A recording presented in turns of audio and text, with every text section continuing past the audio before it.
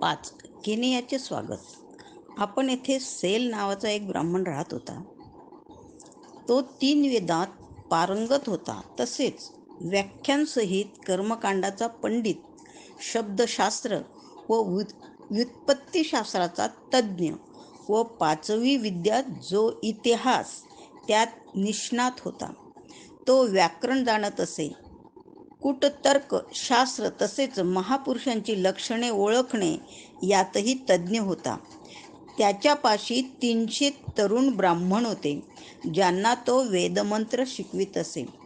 केनिये नावाचा अग्निपूजक ब्राह्मण ह्या सेलाचा अनुयायी होता. आपल्या 300 शिष्यांसह सेल याच्याकडे गेला. त्यावेळी तिथे अग्निपूजक निरनिराळ्या उपक्रमात व्यग्र होते व स्वतः केनिय मेजवानीची खास व्यवस्था करण्यात गुंतला होता. ते पाहताच ब्राह्मण केनियाला म्हणाला, "हे सर्व काय चालले आहे? ही विवाह भोजनाची तयारी आहे की यज्ञाची सिद्धता? मगध नरेश बिंबिसार सपरिवार उदयिक भोजनास येणार आहेत की काय?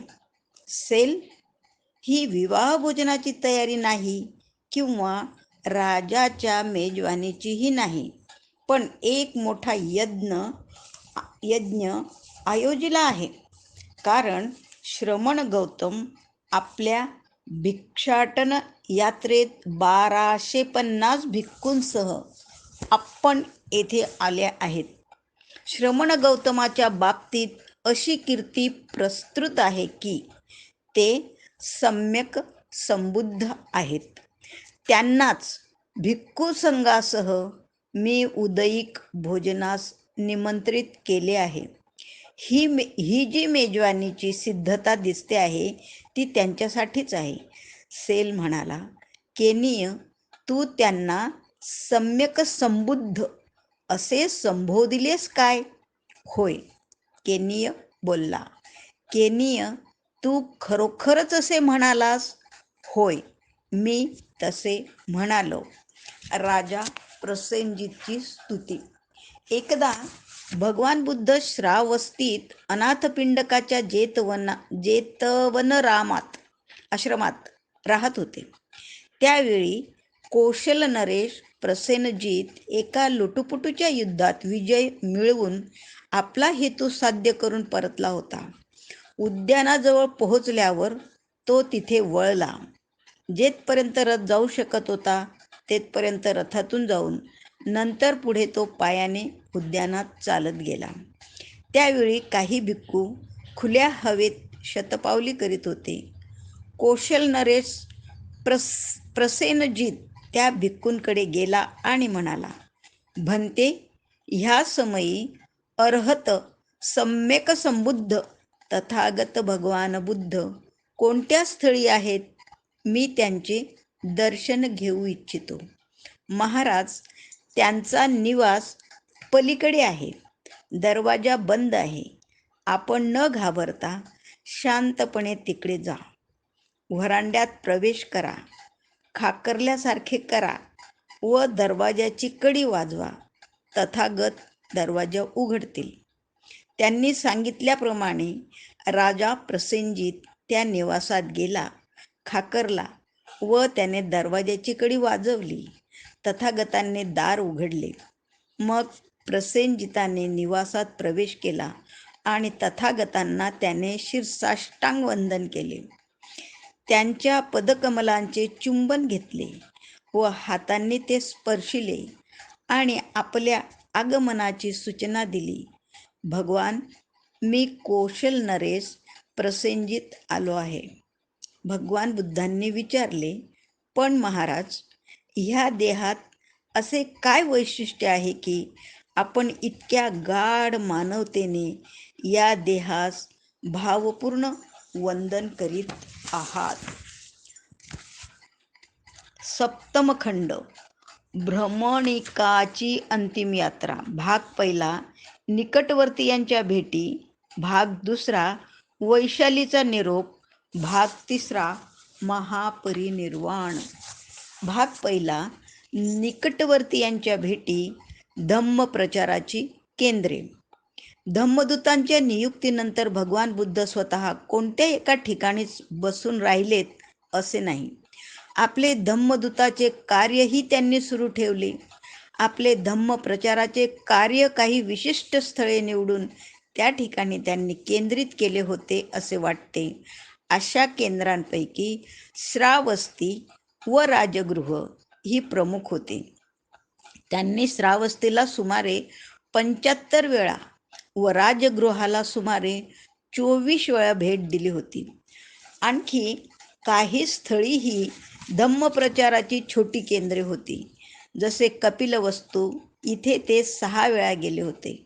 वैशाली, इथेही ते 6 वेळा गेले होते. आणि कम्मास धम्म इथे 4 वेळा.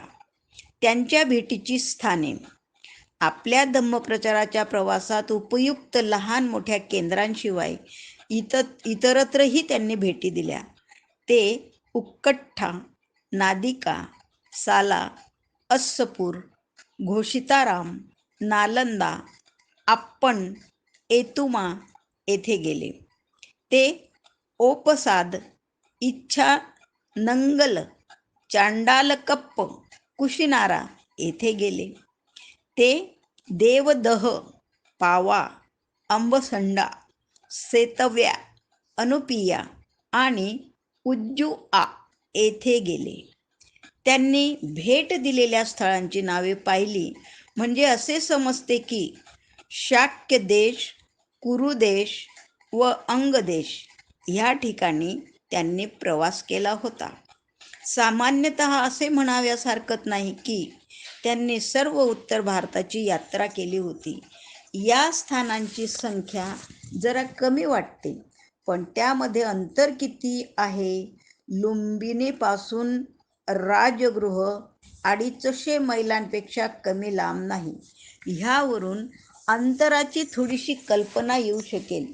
ही सर्व यात्रा भगवान बुद्धांनी पायी केली. त्यांनी बैलगाडीचा सुद्धा उपयोग केला नाही. ह्या यात्रेत त्यांना वाटेत राहण्यासाठी कुठेही जागा उपलब्ध नव्हती. नंतर मात्र त्यांच्या गृहस्थ उपासकांनी विहार व विश्रांतीस्थाने बांधल्यामुळे त्यांची व त्यांच्या भिक्खूंची प्रवासात विश्राम करण्याची सोय होऊ लागली. बहुधा भगवान बुद्ध रस्त्यालगतच्या वृक्षाच्या छायेत राहत असत.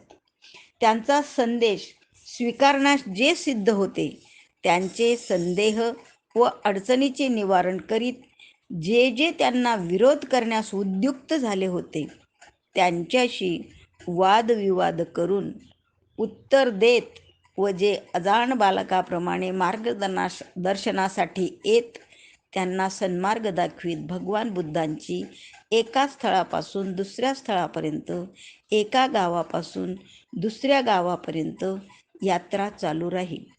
भगवान बुद्ध जाणून होते की जे लोक त्यांचा उपदेश ऐकण्यास येत असत ते सर्वच बुद्धिमान नव्हते, तसेच निर्विकल्प मनोवृत्तीचे नव्हते. त्यांनी आपल्या भिक्खूंना सूचना दिली होती की श्रोतृवर्ग 3 प्रकारचा असू शकतो. निर्बुद्ध, ज्या मूर्खाला काहीही दिसू शकत नाही, तो पुन्हा पुन्हा भिक्खूकडे जातो, त्याचे भाषण आदी, मध्य, अंत असे संपूर्ण ऐकतो, पण त्याला काहीच उमजत नाही, त्याला बुद्धी मुळीच नसते. ह्याहून चांगला म्हणजे जो मन एकाग्र करू शकत नाही असा, तो पुन्हा पुन्हा भिक्खूंकडे जातो, त्यांचे भाषण आदी, मध्य, अंत असे संपूर्ण ऐकतो आणि तसे करीत असताना ते सर्व उमजतेही. त्या तिथून उठल्यावर मात्र काहीच त्याच्या ध्यानात राहत नाही, त्याचे मन कोरे असते. याहूनही श्रेष्ठ म्हणजे प्रगल्भ ज्ञानी माणूस. तो पुन्हा पुन्हा भिक्खूंकडे जातो, त्याचे भाषण आदी, मध्य, अंत असे संपूर्ण ऐकतो. तसे करताना त्याला ते सर्व उमजते, सर्व काही स्मरणात राहते. स्थिर, निश्चल आणि धर्म व धार्मिक विषयात तज्ज्ञ असे असूनही भगवान बुद्ध प्रचारासाठी गावोगावी न कंटाळता जात असत. भिक्खूंप्रमाणे त्यांच्याशी 3पेक्षा जास्त चिवरे कधीही नसत. ते फक्त दिवसातून एकदाच अन्न ग्रहण करीत आणि दररोज सकाळी दारोदार भिक्षा मागून अन्न जमवीत. कोणत्याही माणसाने इतके कठीण काम पार पाडले नसेल, आणि तेही इतक्या प्रसन्नतेने. माता पुत्राची आणि पती पत्नींची अंतिम भेट. आपल्या मृत्यूसमयी महाप्रजापती व यशोधरा यांची भगवान बुद्धांशी भेट होऊ शकली नाही. कदाचित ही त्यांची अंतिम भेट असावी. प्रथम महाप्रजापती त्यांच्याजवळ गेली आणि तिने त्यांची पूजा केली. तिने कृतज्ञतेने त्यांचे आभार मानले, कारण त्यांनी तिला सद्धम्माने प्राप्त होणारे समाधान दिले होते, कारण तिला आध्यात्मिक जन्म लाभला होता, कारण त्यांच्यामुळे तिच्या शरीरात धम्माचा विकास झाला होता, कारण त्यांच्याच धम्मरूपी दुधाचे पान तिने केले होते, कारण त्यांच्याच सहाय्याने तिने भवसागर पार केला होता. बुद्धाची जननी समजली जाण्यात तिचा केवढा तरी गौरव झाला होता, आणि नंतर तिने आपली विनंती त्यांच्यापाशी सादर केली.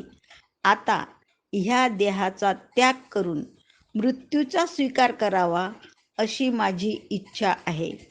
हे दुःखनाशिना भगवान, मला हे करण्यास अनुमती दे.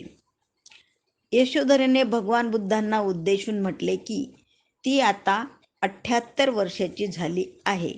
त्यावर भगवान बुद्ध म्हणाले की त्यांचेही आता 80वे वर्ष सुरू आहे. यशोधरेने सांगितले की आजची रात्र ही तिची अखेरची आहे. महाप्रजापतीपेक्षा तिचा स्वर अधिक संयमित होता. प्रजापतीप्रमाणे तिने त्यांच्याशी मरणाची अनुमती मागितली नाही किंवा त्यांच्याकडे जाऊन त्यांच्या आश्रयाचीही याचना केली नाही. उलट ती त्यांना म्हणाली, मीच माझे आश्रयस्थान आहे. आपल्या जीवनातील सर्व विघातक प्रवृत्तींवर तिने विजय मिळवला होता.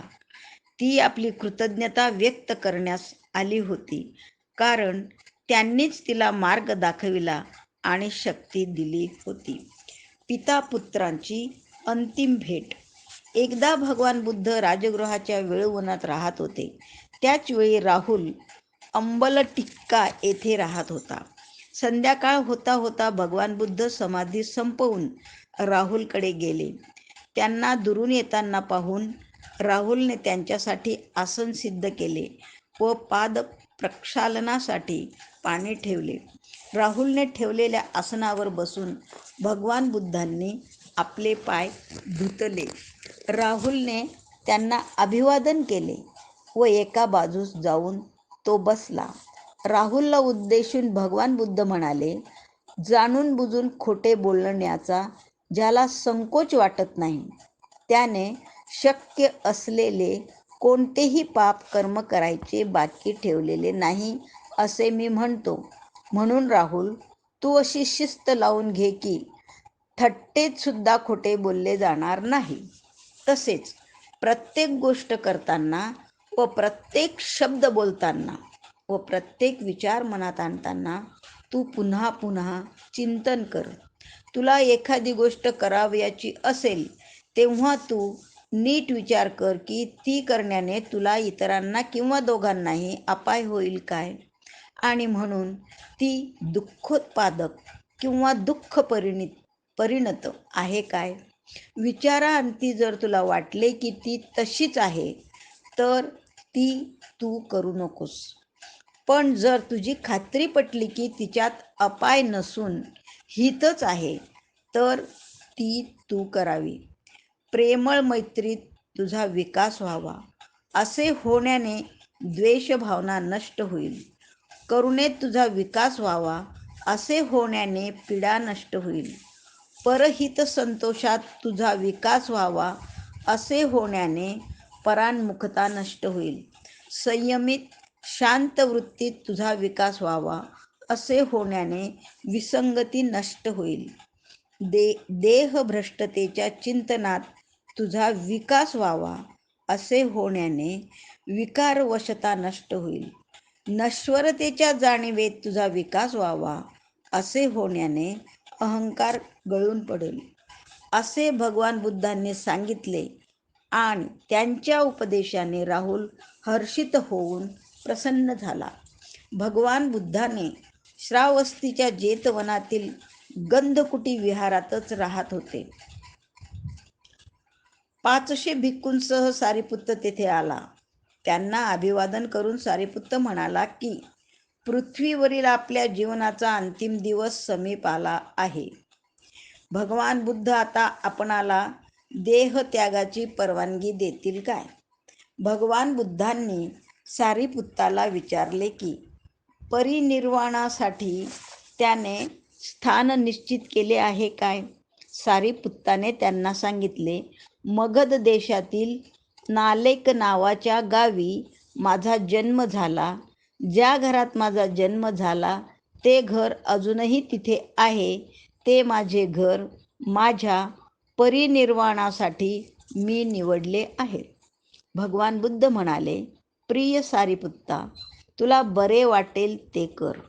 भगवान बुद्धांच्या चरणांवर डोके ठेवून सारिपुत्त म्हणाला, आपल्या चरणवंदनांच्या प्रतिष्ठेच्या एकमेव आशेसाठी 1,000 कल्पांपर्यंत मी पारमितांचा अभ्यास केला होता. माझी ही इच्छा आता सफळ झाली आहे आणि त्यामुळे माझ्या आनंदाला पारावार उरलेला नाही. पुनर्जन्मावर आपला विश्वास नाही, त्या अर्थी हीच आपली अंतिम भेट. माझ्या अपराधाबद्दल भगवानांनी मला क्षमा करावी. माझी अखेर आता समीप आली आहे. सारिपुत्त, क्षमा करण्यासारखे काहीच उरलेले नाही. भगवान बुद्ध म्हणाले. जेव्हा सारिपुत्त जाण्यासाठी उठला तेव्हा त्याच्या सन्मानार्थ भगवान बुद्ध उठले आणि गंधकुटी विहाराच्या सज्जात जाऊन उभे राहिले. तेव्हा सारिपुत्त भगवानांना म्हणाला, जेव्हा आपले पहिले दर्शन घडले तेव्हा मला आनंद झाला.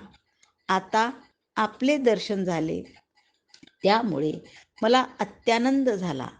आपले हे शेवटचे दर्शन आहे हे मी जाणून आहे. पुन्हा आपले दर्शन होणार नाही. आपले 2 हात जोडून भगवानांकडे पाठ न करता सारिपुत्त तिथून निघून गेला. त्यावर उपस्थित भिक्खू वर्गास भगवान बुद्ध म्हणाले, आपल्या ज्येष्ठ बंधूंच्या मागे जा. भिक्खू वर्ग प्रथमच भगवानांना सोडून सारिपुत्तामागे त्यांच्या आज्ञेप्रमाणे गेला. आपल्या गावी पोहोचल्यावर सारिपुत्ताने आपल्या घरातील ज्या खोलीत त्यांचा जन्म झाला होता त्याच खोलीत देह ठेवला. सारिपुत्तांचे दहन संस्कार केले गेले व त्यांच्या अस्थी भगवान बुद्धांपाशी नेल्या गेल्या. सारिपुत्तांच्या अस्थी स्वीकारल्यानंतर भगवान बुद्ध भिक्खूंना म्हणाले, तो सर्वोच्च विद्वान होता. त्याच्यापाशी संग्रहवृत्तीचा लेशही नव्हता. तो उत्साही आणि कष्टाळू होता. त्याला पापाची घृणा वाटत असे. भिक्खूंनो, त्याच्या अस्थींकडे ध्यान द्या. क्षमाशीलतेत तो पृथ्वी समान होता. त्याने आपल्या मनात क्रोधाला कधीही प्रवेश करू दिला नव्हता. कोणत्याही इच्छेच्या आहारी तो गेला नव्हता. विकारवशतेवर त्याने विजय मिळवला होता. करुणा, बंधुभाव आणि प्रीती ही त्याच्या ठायी परिपूर्ण होते. त्याच सुमारास महामोग्गलायन राजगृहासमीप एका एकांत विहारात राहत होता. भगवान बुद्धांच्या शत्रूंनी नियुक्त केलेल्या मारेकऱ्यांनी त्याची हत्या केली. महामोग्गलायनाच्या दुःखद मृत्यूचे वृत्त भगवान बुद्धांना सांगितले गेले. सारिपुत्त आणि महामोग्गलायन हे त्यांचे प्रमुख शिष्य होते. त्यांना धम्मसेनापती असे म्हटले जात असे. आपली धम्म परंपरा पुढे चालू ठेवण्यासाठी ते या उभयतांवर अवलंबून होते. आपल्या हयातीत झालेल्या त्यांच्या निधनाने भगवान बुद्ध अधिक व्यथित झाले होते. आता श्रावस्तीत राहण्यात त्यांना स्वास्थ्य उरले नाही, म्हणून तेथून निघण्याचे त्यांनी ठरविले.